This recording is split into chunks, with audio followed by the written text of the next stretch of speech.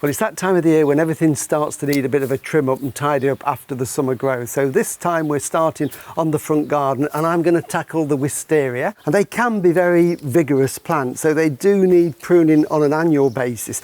In fact, some people suggest pruning them late summer and then again in the winter. But to be fair, I just tend to do it once a year because it means getting the ladder out.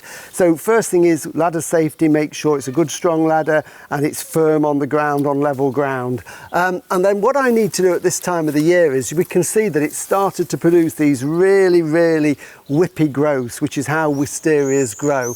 And if we left it, it would just become a tangled mass in just a matter of years. And I want to keep this flat back to the wall. So what we do at this time of the year, late summer into early autumn, is we get all these long shoots like this, and using a sharp pair of secateurs, I'm going to prune them back to 2 or 3 leaf joints. So I'm going to take that one back to about there. So there's 1, 2, 3 leaf joints, and then snip that off. Same with the one above there, 1, 2, 3 leaf joints, cut it just beyond, and down it goes. So it instantly tidies up the plant. Same with this one here.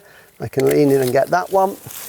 And then it's basically going over the whole of the plant, trimming off all this long growth, unless you need it to weave in and to thicken it out and to cover more of the wall. And that's it basically, all you do for this time of the year, and then leave it over winter. And if you want to shorten them a bit more, you can. But as I say, I don't bother, I just let them flower. And after a few years' time, this is where it's been pruned in the past. So we can see these are the various points where I've pruned back to.